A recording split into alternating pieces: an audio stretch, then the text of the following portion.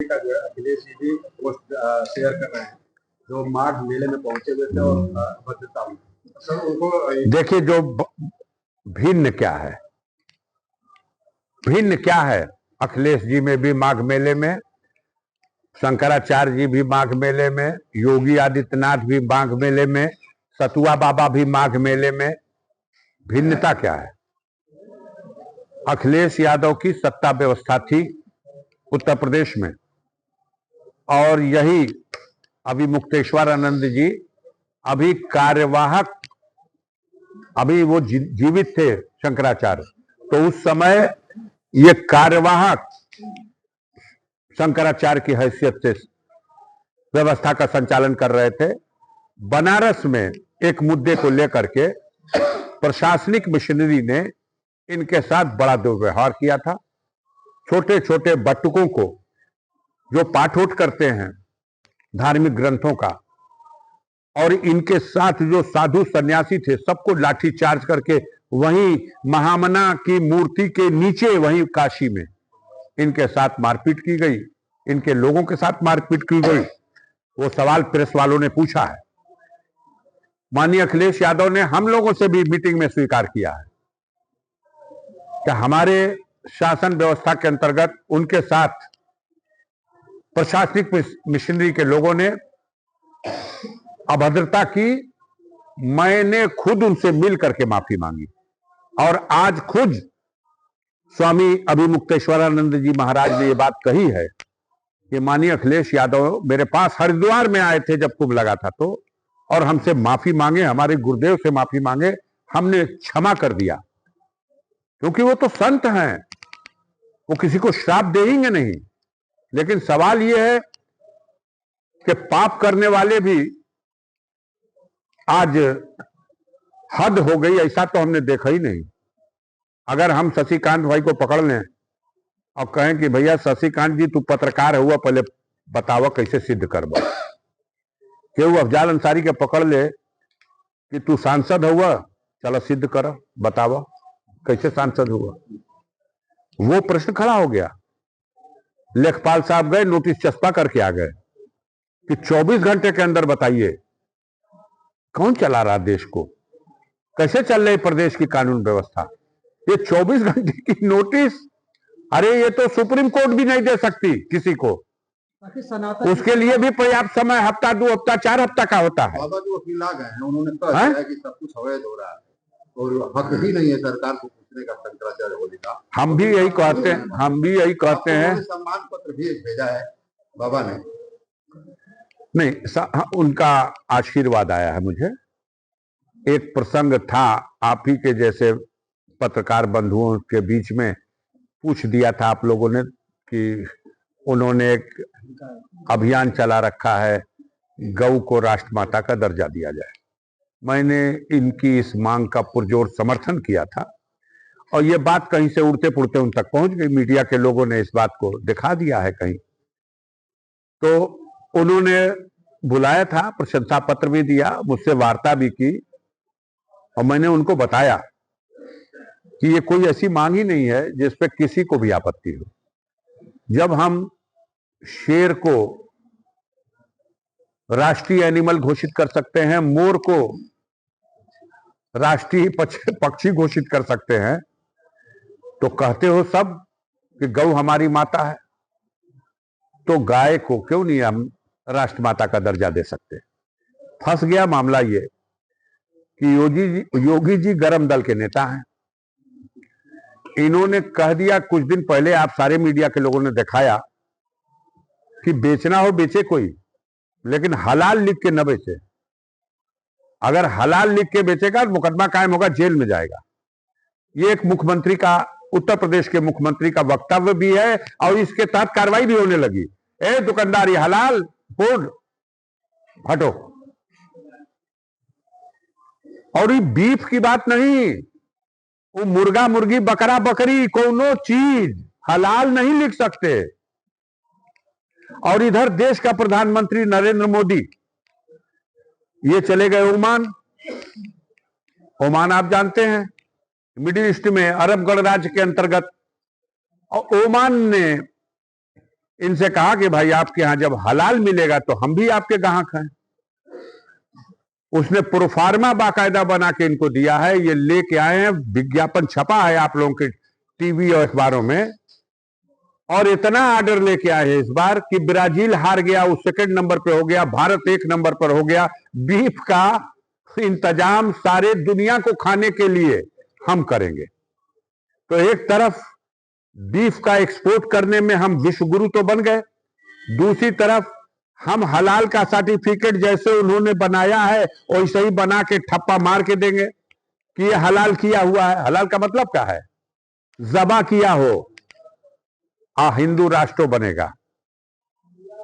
बोलिए कितना विरोधाभास है। शंकराचार्य को अपमानित भी किया जाएगा, संविधान की धज्जी उड़ाई जाएगी।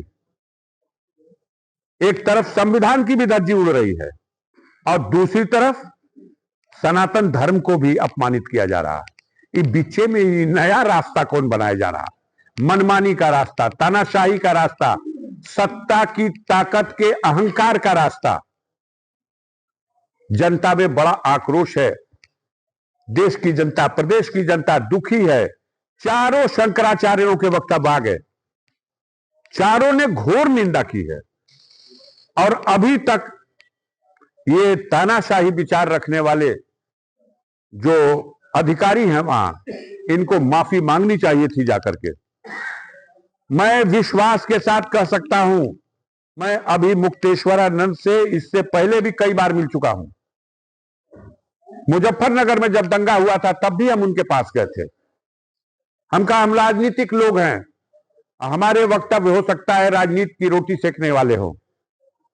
आप जैसे धर्म गुरुओं का आह्वान करते हैं कि आप चलिए मुजफ्फरनगर में और नफरत के दंगे की आपको बुझाइए। उन्होंने कहा अफजाल, इस समय हज का पर्व खत्म हुआ है, लोग आ रहे होंगे तो वहां से पवित्र जल जमजम ले आ रहे होंगे, तुम जमजम लाओ, मैं गंगा मैया का पवित्र जल, दोनों को एक परात में मिला देते हैं और ये दोनों पवित्र जल मिल जाए तो उस आग पर छिड़क जो नफरत की आग है वो आग बुझ जाएगी। तो इतना ऊंचा विचार रखने वाले उस संत महात्मा को अपमानित किया जा रहा है। अभी सर्टिफिकेट मांगा जा रहा है कि आप सिद्ध करिए कि आप शंकराचार्य हैं कि नहीं। वो आपका कर्मचारी हैं कि आप उसको कारण बताओ नोटिस दे रहे हैं 24 घंटे के अंदर हमको जवाब दीजिए। आज योगी जी ने पुलिस की तरफ से जिस तरीके से उनके साथ व्यवहार किया गया था, यार एक संत तो ऐसे हैं, आप थे इसी होटल में, हम ही लोग के आए थे, हम भी मिलने आए थे, उसमें वो नेपाल के डांडी साधु हैं, बहुत बड़ा तांत्रिक, बहुत बड़ा संत। वो भोजन ही नहीं करते, वो सिर्फ फल खाते हैं, दूध पीते हैं। वो नेपाल के रहने वाले हैं, पशुपतनाथ मंदिर के मुख्य पुजारी हैं। यही गाजीपुर के होटल में आए थे, मुझको भी सूचना दिए, मैं उनसे मिलने गया था, हमारे साथ आप भी थे। और उनको हमने देखा है उनकी शिखा पकड़ के और कितनी दूर तक घसीटा गया है। वो नीचे से नंगे हो गए हैं, कुछ नहीं पहनते, एक गमछा इसे डाले रहते हैं लाल रंग का, एक लुंगी पहनते हैं। नंगा कर दिया गया उनको मारते मारते। हम बुलाएंगे उनको गाजीपुर में। मैंने उनको फोन किया, उनका वो हसर देख के मेरे आंखों से आंसू निकल गए। लेकिन उस वीडियो का भी एआई का वीडियो बताया जा रहा है। अच्छा, तो एआई का वीडियो भी बताया जा रहा है। तो ये बनारस में जे दिन यहाँ सर्वोच्च न्यायालय के चीफ जस्टिस साहब उद्घाटन कर रहे थे चंदौली में, उच्च न्यायालय इलाहाबाद के चीफ जस्टिस साहब थे, वहीं माननीय मुख्यमंत्री जी कार्यक्रम में आए थे। जब इनको पता चला बनारस में मूर्तियों का तोड़फोड़ हो रहा है तो ये झपट के पहुंचे वहां स्थिति को कंट्रोल करने के लिए। लेकिन बनारस में जो अधिकारी हैं, प्रशासनिक मशीनरी के बैठे हैं, वो टोटल योगी जी वाले नहीं हैं। उन्होंने उनको गुमराह किया खट से कि साहब ये एआई जनरेटेड है जो दिखाया जा रहा है कि अहिल्याबाई की मूर्ति और मंदिर तोड़ा जा रहा। हम लोग तो यहां दलमंडी तोड़ रहे हैं। बेशक मीडिया के माध्यम से कई हफ्ते पहले से दलमंडी टूटेगी, दलमंडी टूटेगी, लेकिन तोड़ दिया प्राचीन 2,000 साल पुरानी मंदिरों को। और उस व्यक्ति ने, जिसने वो वीडियो वायरल किया था, उसने कैमरे पे आके कहा है कि यह एआई जनरेटेड यदि सिद्ध कर दिया जाएगा तो मैं सजाए मौत भोगने को तैयार हूं। क्यों नहीं सजाए मौत आ गई? योगी जी कौन साइंसदान है भैया? एआई जनरेटेड कह दिए। उनके कान में किसी अधिकारी ने गुमराह करके कहलवा दिया। आप जानते हो देश की कानून व्यवस्था यही कहती है कि जो कोई आरोप लगाता है उसी को सिद्ध करना पड़ता है। तो आपको सिद्ध करना है कि वो एआई जनरेटेड है। वो एआई जनरेटेड नहीं है। कैमरे पे एक और बड़ी हस्ती बनारस की, संकट मोचन मंदिर के महंत मिश्रा जी भी आए हैं, और मिश्रा जी ने भी कहा है कि लोग समझते हैं कि इस तांडव से बनारसी डर जाएगा। तो बनारस में ऐसे लोग भी हैं जो गलत को गलत और सही को सही कहने के लिए खड़े हैं।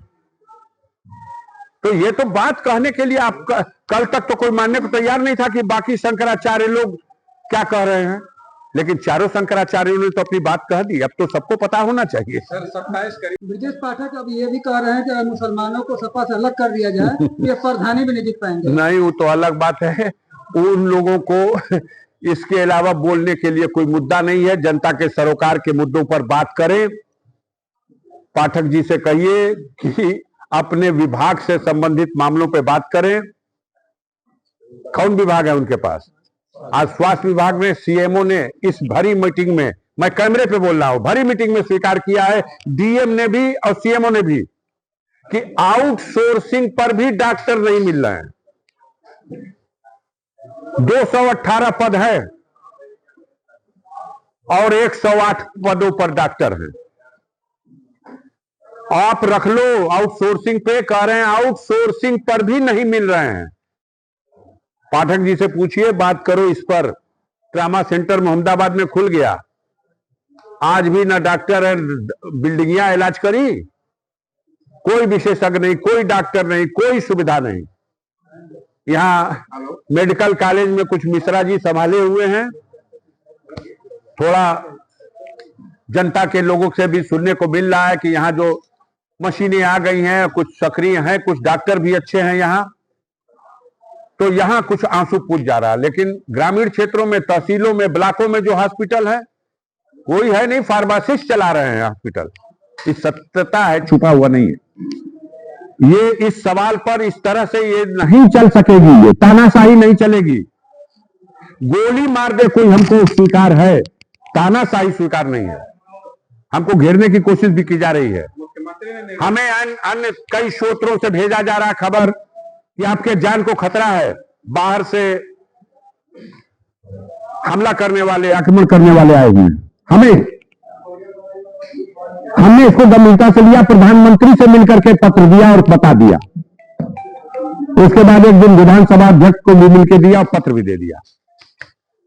अपने जिले के डीएम को भी दे दिया और एसपी को भी मिलकर, पत्र नहीं दिया, सूचना दे दी।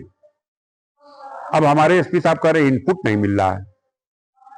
जब घटना हो जाएगी तब इनसे पूछेंगे इनपुट मिला था। अजीब हालत है भाई, ऐसे जिला चलेगा?